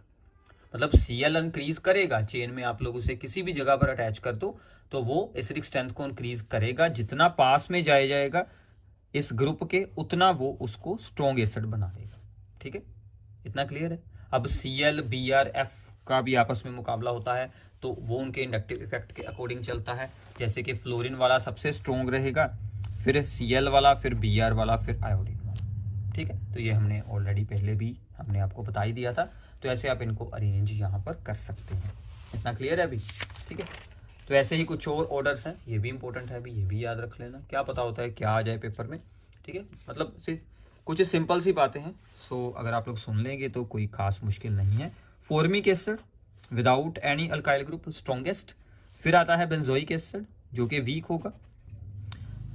सो जो बेंजोइक एसिड है वो फॉर्मिक से वीक है क्योंकि जो बेंजाइल, जो यहाँ पर फिनाइल ग्रुप है, जो ये रिंग जुड़ी है, इसका इलेक्ट्रॉन रिलीजिंग इफेक्ट थोड़ा बहुत तो होगा ही, ठीक है। बाकी इनके और भी इफेक्ट होते हैं, जैसे कि इसमें रेजोनेंस इफेक्ट वगैरह हो, या इसकी हाइब्रिडाइजेशन को अगर हम लोग चेक करेंगे, इसकी हाइब्रिडाइजेशन sp2 होती है जिसके कारण ये इलेक्ट्रॉन्स को स्ट्रॉन्गली अपनी तरफ अट्रैक्ट भी करती है, ठीक है। तो इसके कारण ये नॉर्मल एलिफेटिक जो एसिड होते हैं उनसे स्ट्रॉन्ग एसिड है, ठीक है। तो यहां पर कंफ्यूज मत होना, ये एक्सेप्शन मान लो क्योंकि इसके साथ कोई अल्काइल ग्रुप है ही नहीं, ठीक है ना, कुछ नहीं जुड़ा, सिर्फ कार्बोक्सिलिक ग्रुप है, तो ये स्ट्रॉन्ग है। अगर कोई भी ग्रुप जोड़ देंगे तो वो वीक होगा। अब उनमें क्या है, अगर होगी एलिफेटिक चेन तो वो वीक है, अगर होगी हमारी बेंजीन रिंग तो वो स्ट्रॉन्ग है। Benzoic acid stronger acid than the acetic acid. Reason आपको यहां से मिल जाएगा क्योंकि ये जो C एटम है ये हमारा sp2 हाइब्रिडाइज्ड है। sp2 हाइब्रिडाइज की इलेक्ट्रोनेगेटिविटी हाई होती है जिसके कारण वो इसके कार्बोक्सिलेट आयन को बाद में स्टेबलाइज कर देगा, अपनी तरफ इलेक्ट्रॉन को अट्रैक्ट करेगा, खींच के रखेगा, तो वो उसे स्टेबलाइज कर देता है। इसलिए sp2 हाइब्रिडाइज्ड वाले जितने भी आप लोग एसिड्स बनाएंगे, एसिड में क्या होता है, COOH के बाद वाले कार्बन की हाइब्रिडाइजेशन स्टेट आपने देखनी है। डबल बॉन्डेड हो तो sp2 है, अगर 3 बॉन्ड है तो sp है, अगर सिंगल है तो sp3 है, ठीक है। तो यहाँ पर sp2 हाइब्रिडाइजेशन वाला कंसेप्ट आप लोग लगाकर एक्सप्लेन कर सकते हैं कि why benzoic acid is stronger acid than the acetic acid, ठीक है। क्लियर है। बाकी हमारा सिंपल था कॉन्सेप्ट कि अगर आप लोग बेंजोइक एसिड के साथ कोई भी ग्रुप्स जोड़ते हैं, जैसे NO2 जोड़ते हैं, Cl जोड़ते हैं, और ये सिंपल बेंजोइक एसिड है, ये दोनों इलेक्ट्रॉन विदड्रॉइंग है। इनमें इंपॉर्टेंट क्या है कि NO2 is strong electron withdrawing effect होता है और Cl का वीक होता है, और OH तो हमारा इलेक्ट्रॉन रिलीजिंग है, तो ये वीक हो जाएगा। So this is the electron donating group और these are the electron withdrawing group, ठीक है। तो ये बात आप लोगों ने याद रखनी है। अब इनमें भी एक और प्रॉब्लम आती है जिसमें कि सभी को कंफ्यूजन हो जाती है, तो वो क्या है, वो है कि हमसे ना कई बार pKa वैल्यूज पूछ लेते हैं, किसी भी एसिड की pKa वैल्यूज। देखो pKa होता क्या है, pKa जब हमने सोल्व करना हो तो pKa is equals to minus logarithm of Ka। तो इसका फार्मूला नहीं कहीं पर अप्लाई होगा, उसकी मत टेंशन लो। याद क्या रखना है कि जितना हायर pKa होगा उतना वीक एसिड होगा, जितना हायर pKa उतना वीक एसिड होगा, ऑपोजिट है, ठीक है। तो अगर आपको कहा जाए इंक्रीजिंग ऑर्डर ऑफ pKa, यानी कि आपने क्या लिखना है, decreasing order of acidic strength, ठीक है, decreasing order of acidic strength. हम ये जो साइन लगाने से पहले उसका डिक्रीजिंग ऑर्डर बना लेंगे कि सबसे स्ट्रॉन्ग एसिड, क्योंकि NO2 जुड़ा है, इलेक्ट्रॉन विदड्रॉइंग, फिर फ्लोरीन इलेक्ट्रॉन विदड्रॉइंग, फिर नॉर्मल जिसके साथ कोई अल्काइल ग्रुप है ही नहीं, फिर हमारा आ जाएगा एसिटिक एसिड, ठीक है। तो ये हो गया हमारा decreasing order of acidic strength. But ये क्या है, अनक्रीजिंग ऑर्डर ऑफ pKa, मतलब decreasing order of acidic strength का मतलब क्या होता है, increasing order of pK value. हमने इसके अकॉर्डिंग शो करना है तो हम लोग एरो इस तरफ यूज कर लेंगे कि इस तरफ को pKa वैल्यूज इंक्रीज हो रही है, तो सिंपल है, ऑपोजिट करना है काम, बट शो आपने pKa के अकॉर्डिंग यहाँ पर साइन लगाने हैं। तो pK वैल्यूज मैंने नीचे दी भी हुई हैं, वैसे आपने याद नहीं रखनी, बट आपको थोड़ा सा आइडिया हो जाएगा कि होता क्या है, मतलब किस तरह की वैल्यूज आती हैं। कुछ इस तरह की वैल्यू आती है, जितनी लो वैल्यू होगी उतना स्ट्रॉन्ग एसिड होगा, जितनी हाई वैल्यू होगी उतना वीक एसिड होगा, ठीक है। तो ऐसे एक और अरेंजमेंट आपको पूछा जा सकता है, इंक्रीजिंग pK वैल्यू, तो इसकी सबसे लो pK वैल्यू, इसकी हाई, फिर इसकी हाई, फिर इसकी हाई, यानी कि ये सबसे स्ट्रॉन्ग एसिड, ये उससे वीक, ये उससे वीक, ये सबसे वीक। पिक्रिक एसिड जो मैंने आपसे नाम पूछा था कि फिनोल के साथ 2,4,6 try nitrophenol, that is the picric acid. Salicylic acid जो होता है कि ऑर्थो पोजीशन पर आप लोग बेंजोइक एसिड के साथ OH अटैच कर देते हैं, ये सिंपल बेंजोइक एसिड, ये हमारा फिनोल है, ठीक है। सो ये था आपके लिए कार्बोक्सिलिक एसिड्स के ऑर्डर। अब इसके बाद हमारा सिर्फ जो अमाइंस वाला चैप्टर बचता है, तो अमाइंस में से सबसे इंपॉर्टेंट हम लोग यहाँ पर अब स्टार्ट करते हैं। तो सबसे पहले है कि basic character of the amines. तो बेसिक कैरेक्टर ऑफ अमाइंस को आपने पहले अच्छे से अंडरस्टैंड करना है, फिर हम इस पर बेस्ड कुछ प्रॉब्लम्स को एक्सप्लेन करेंगे। तो अब देखिए कि अमाइंस बेसिक क्यों होते हैं, कोई भी चीज या अमाइंस को अगर हम यहाँ पर देखें तो वो बेसिक कैरेक्टर क्यों शो करती हैं, क्योंकि नाइट्रोजन एटम के पास होता है lone pair of atoms, lone pair of electrons, जो कि वो किसी को डोनेट कर सकती है और वो एक्ट कर सकती है एज ए लुईस बेस। तो नाइट्रोजन का जो लोन पेयर है वो इसको बेसिक बनाता है, जिसके कारण ये लुईस बेस बन जाता है। अब इसमें कुछ इंपॉर्टेंट पॉइंट्स जो आपने अब यहां से याद कर लेने हैं, अभी अच्छे से इनको अंडरस्टैंड कर लेना। एलिफेटिक अमाइंस जो होते हैं, जब NH2 के साथ अल्काइल ग्रुप जुड़ जाता है, that is stronger base than the simple ammonia. तो अमोनिया में N के साथ सभी हाइड्रोजन है, यहां पर हमने एक हाइड्रोजन हटाकर एक अल्काइल ग्रुप लगा लिया। फिर से सेम बात है, जहां पर भी अल्काइल ग्रुप आ गया, अल्काइल ग्रुप का होता है electron releasing inductive effect, +I effect. तो +I इफेक्ट होने के कारण वो नाइट्रोजन एटम पर इलेक्ट्रॉन डेंसिटी को इंक्रीज कर देता है, अपने इलेक्ट्रॉन उस तरफ को छोड़ेगा तो N पर इलेक्ट्रॉन डेंसिटी इंक्रीज हो जाएगी, वो इजीली अपने इलेक्ट्रॉन को अटैक कर पाएगा, शेयर कर पाएगा, तो उसकी बेसिक स्ट्रेंथ इंक्रीज हो जाती है, ठीक है। इतना क्लियर है अभी। तो aliphatic amines are stronger base than the ammonia due to electron releasing inductive effect. अब देखिए, अगर हम लोग गैस फेस में अमाइंस को देखते हैं तो अमाइंस में सिंपल सा कॉन्सेप्ट है कि 3rd degree amines are the strongest base, फिर आएंगे 2 डिग्री, फिर आएंगे 1 डिग्री। सो 3rd डिग्री, फिर 2 डिग्री, फिर 1 डिग्री, ठीक है। अब देखिए 3rd डिग्री में 3 अल्काइल ग्रुप हैं, तो N के साथ सभी जगह पर अल्काइल ग्रुप आ चुके हैं। 2 डिग्री में 1 हाइड्रोजन है, 2 अल्काइल ग्रुप हैं, और 1 डिग्री में 2 हाइड्रोजन है, 1 अल्काइल ग्रुप है। जितने ज्यादा अल्काइल ग्रुप उतना high electron releasing inductive effect, उतनी ज्यादा N पर इलेक्ट्रॉन डेंसिटी इंक्रीज हो जाएगी और वो स्ट्रॉन्ग बेस बन जाएगा। सिंपल सा कंसेप्ट है। तो दोनों चीजें इलेक्ट्रॉन रिलीजिंग इंडक्टिव इफेक्ट के ऊपर ही एक्सप्लेन हो रही हैं। तो गैस फेस में जो है वो बेसिक स्ट्रेंथ का ऑर्डर क्या रहेगा, 3, 2, 1। अब इसको याद रखिए, ये गैस फेस में है, एक्वस सोल्यूशन में अलग हो जाएगा, वो हम आगे एक्सप्लेन करते हैं। क्लियर है अभी? ओके। तो आगे है कि एक्वस सोल्यूशन में अब क्या होता है, इसको थोड़ा सा आपने समझना है कि एक्वस सोल्यूशन में होगा क्या। एक्वस सोल्यूशन में क्या होगा कि N अपना लोन पेयर हाइड्रोजन पॉजिटिव यानी कि एसिड या फिर वाटर में से H पॉजिटिव के साथ, ठीक है, शेयर कर देगा और वो अपना बेसिक कैरेक्टर शो करेगा इस तरह से, और वो बनाएगा अमोनियम कटायन। ठीक है, जब H पॉजिटिव किसी बेस के साथ अटैच हो गया, इस अमाइन के साथ अटैच हो गया, तो वहां से एक पॉजिटिव आयन बन रहा है जिसको हमने नाम दे दिया अमोनियम कटायन। ठीक है, अब देखो बेसिक स्ट्रेंथ डिपेंड करती है 3 फैक्टर्स पर। सबसे पहली है solution of the ammonium cation, यानी कि ये अमोनियम कटायन वाटर के साथ कैसे इंटरेक्ट होता है, कैसे सोलवेंट यानी कि वाटर के साथ अपनी इंटरेक्शन करता है। ठीक है, और स्टेरिक हिंड्रेंस, कितने अल्काइल ग्रुप्स हैं जहां पर, जितने ज्यादा अल्काइल ग्रुप उतनी ज्यादा स्टेरिक हिंड्रेंस। ठीक है, सोल्वेशन हाई और steric hindrance low, solvation high steric hindrance low होगी तो बेसिक स्ट्रेंथ इंक्रीज होगी। ठीक है, तो ये सब कुछ होता है प्राइमरी में। तो इसके अकॉर्डिंग ऑर्डर क्या बनेगा, प्राइमरी, सेकेंडरी, थर्ड डिग्री, क्योंकि प्राइमरी अमाइंस में सबसे ज्यादा हाइड्रोजन होने के कारण सोल्वेशन हाई होती है, अल्काइल ग्रुप एक ही होता है तो स्टेरिक हिंड्रेंस लो होती है। ठीक है, तो इन दोनों इफेक्ट के अकॉर्डिंग ये ऑर्डर होना चाहिए। बट अब इंडक्टिव इफेक्ट भी तो बीच में ही काम करेगा ना, वो कहीं गया थोड़ी है। अब एक्वा सोल्यूशन होने के कारण 2 इफेक्ट और आगे हैं, बट इंडक्टिव इफेक्ट तो हमारा एज इट इज ही रहने वाला है। वो क्या कह रहा है, 3-2-1। तो इन दोनों को कंबाइन कर जो हमारा ओवरऑल ऑर्डर है जो आप लोगों ने याद रखना है, दैट इज दी 2-3-1। ठीक है, तो 2 डिग्री सबसे स्ट्रॉन्ग, फिर आएगा 3 डिग्री, फिर आएगा 1 डिग्री। जैसे कि हमने ये यहाँ पर इथाइल अमाइंस की एग्जांपल दी है, सो this is the di ethyl amine. ठीक है, और इसके साथ जुड़े हैं 3 इथाइल ग्रुप, फिर ये हमारा प्राइमरी अमाइन है। ठीक है, तो ऐसे आपको ये मिल जाएगी। अब इसमें भी एक्सेप्शन है, एक्सेप्शंस तो आपको पता है अभी सभी जगह आएंगी। तो अगर मिथाइल अमाइंस आ जाए, अगर मिथाइल ग्रुप जुड़े हो, यानी कि सभी के सभी यहाँ पर एक एक ही कार्बन एटम वाला ग्रुप हो, मिथाइल अमाइंस हो, तो ऑर्डर में 2 डिग्री तो स्ट्रॉन्ग रहेगा ही रहेगा, 1 और 3 इंटरचेंज हो जाएंगे, तो ये बन जाएगा 2-1-3। तो ये बात आप लोगों ने अभी याद रखनी है। अभी देखियो, अब इनको याद रखिए, आप लोग साथ में प्रॉब्लम करिए प्रैक्टिस के लिए, तो अच्छे से हो जाएगा। एक याद रख लो, ठीक है, जो सब पर अप्लाई होता है 2-3-1, 2-3-1। ठीक है, 2 हमेशा आगे रहेगा, 3-1 को आपने चेंज कर देना है अगर मिथाइल अमाइंस आए। 2-3-1, 231, 231, ऐसे भी आप लोग इसे याद रख सकते हैं।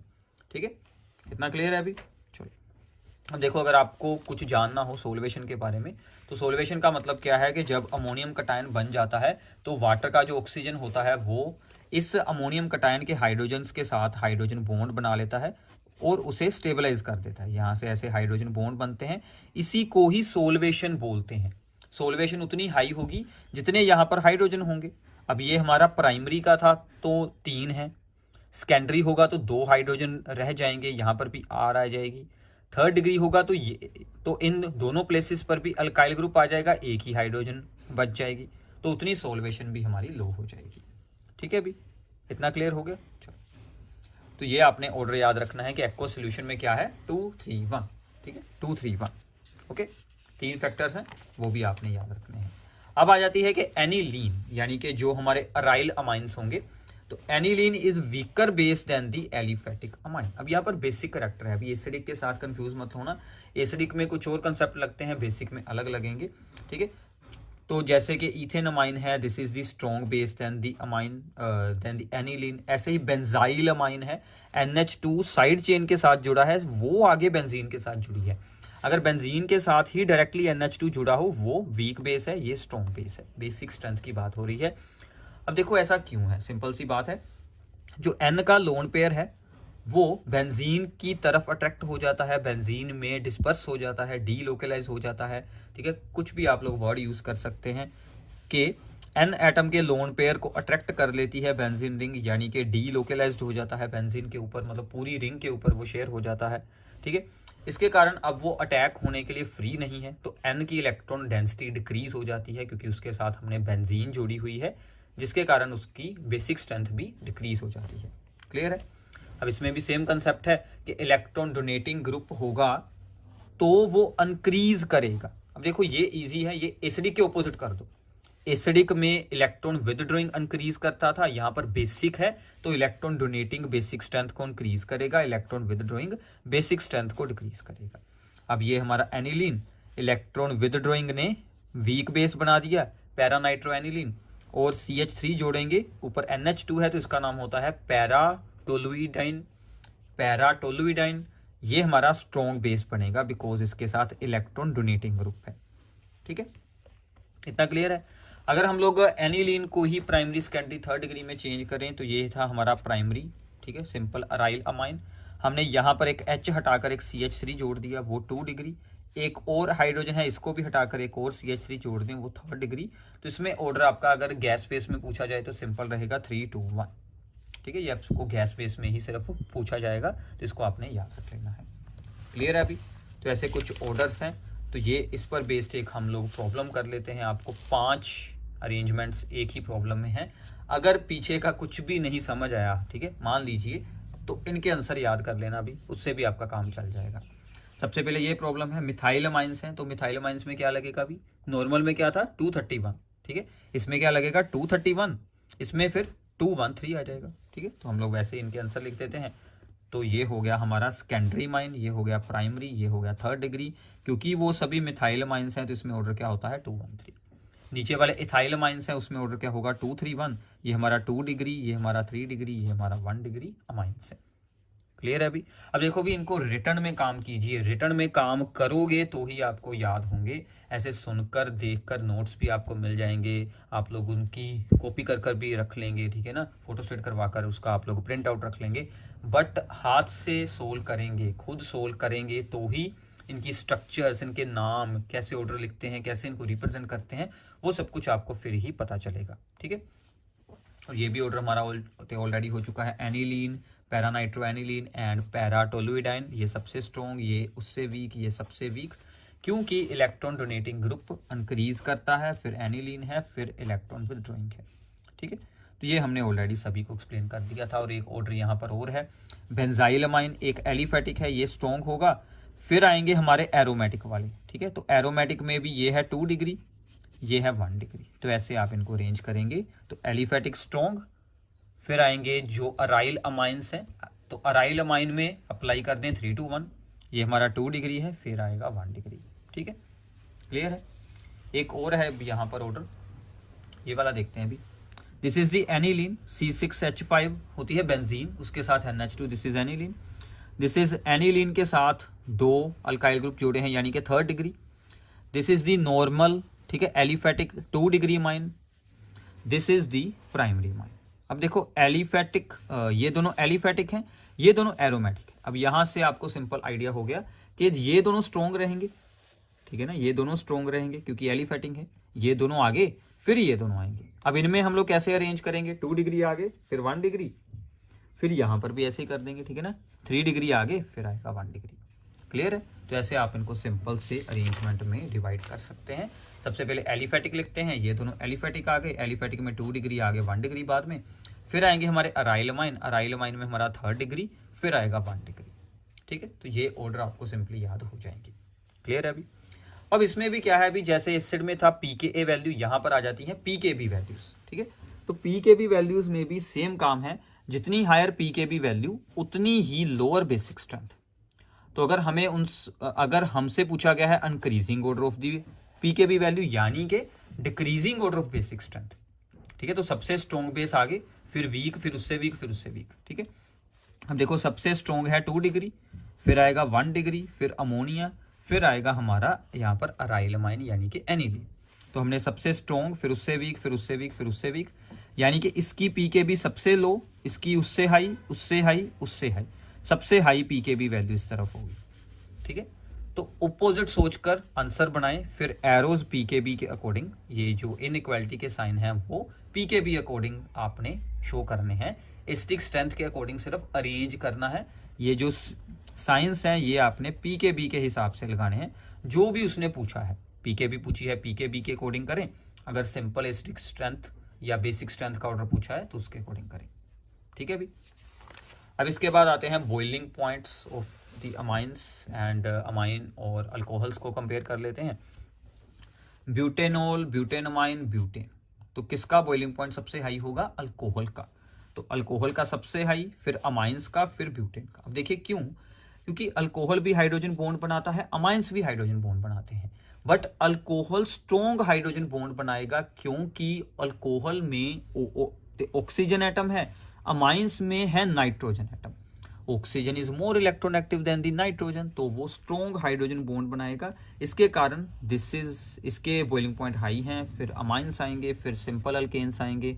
अगर कार्बोक्सिलिक एसिड भी होते बीच में तो वो सबसे आगे रहते, उनके बॉइलिंग पॉइंट सबसे हाई हैं, क्योंकि वो एक्सटेंसिव हाइड्रोजन बॉन्ड बनाते हैं कि वो ज़्यादा हाइड्रोजन बॉन्डिंग शो करते हैं। ठीक है, फिर अगर हम लोग अमाइंस को आपस में कंपेयर करें तो सिंपल सा काम है अभी 1 2 3। ठीक है, तो प्राइमरी का सबसे हाई बॉइलिंग पॉइंट, फिर सेकेंडरी, फिर थर्ड डिग्री, क्योंकि हाइड्रोजन बॉन्ड जितने ज़्यादा हाइड्रोजन होंगे उतने ज़्यादा बनेंगे। इसके पास 2 हाइड्रोजन है, इसके पास 1 है, इसके पास है ही नहीं। तो more the hydrogen atom more is the degree of the association due to the hydrogen bonding. तो प्राइमरी का हाई बॉइलिंग पॉइंट, फिर सेकेंडरी, फिर थर्ड डिग्री। ठीक है, अगर आपको को रीजन पता होंगे ना तो ही आपको ऑर्डर याद रहेंगे। रीजन सोचेंगे तो आपको ऑर्डर भी याद आ जाएगा। तो ये प्रैक्टिस आप लोगों ने करनी है, रीजंस को याद रखना है। एक इसमें सोलबिलिटी भी आपसे पूछी जा सकती है कि सोलबिलिटी इनकी को अरेंज करें। सोलबिलिटी भी सिंपल है अभी, प्राइमरी, फिर सेकेंडरी, फिर थर्ड डिग्री। ठीक है, और अगर कोई अराइल माइन आ गया तो उसकी सोलबिलिटी सबसे लो रहेगी। तो ये है हमारी यहाँ पर एनिलीन, ये हमारा 2 डिग्री एलिफेटिक, ये हमारा प्राइमरी की सोलबिलिटी सबसे ज़्यादा, क्योंकि 2 हाइड्रोजन है और हाइड्रोजन बॉन्डिंग ही सोलबिलिटी को इंक्रीज करती है, जो कि वाटर के साथ फॉर्म करने हैं उसने। ये हमारा 2 डिग्री है, इसके पास 1 हाइड्रोजन है, इसकी लो सोलबिलिटी। फिर आ गया एनिलीन, तो एनिलीन के पास चाहे 2 हाइड्रोजन है बट एक बहुत ही बड़ी बेंजीन रिंग का साइज है, जिसको कि हाइड्रोफोबिक बोलते हैं। वो वाटर को रिपेल करती है, ना कि अट्रैक्ट होने की बजाय। इसके कारण इसकी सोलबिलिटी डिक्रीज हो जाती है due to the large hydrophobic part in the aniline. ठीक है, तो ऐसे आपने इनको अरेंज करना है। सो भी ये थे आपके लिए टाइप 2 की प्रॉब्लम्स, जिसमें हमने सभी अरेंजमेंट्स वाली प्रॉब्लम्स को आपके लिए एक्सप्लेन किया। Acidic strength, basic strength, reactivity के ऑर्डर। अगर कुछ और भी हुआ तो वो आपको अलग से इसके नोट्स में ऐड कर दिया जाएगा, अगर कोई एक आधी प्रॉब्लम रह गई हुई तो। बाकी मैंने पूरी कोशिश की है कि सभी चैप्टर्स की इंपॉर्टेंट ऑर्डर्स जो होते हैं इंक्रीजिंग डिक्रीजिंग ऑर्डर में अरेंज करना होता है, वो सब आपका यहाँ पर क्लियर हो जाए। तो ऐसे आपकी 2 टाइप्स हो चुकी हैं, जल्दी आपको थर्ड टाइप की वीडियोस भी मिल जाएंगी। तो इनकी प्रैक्टिस कीजिए,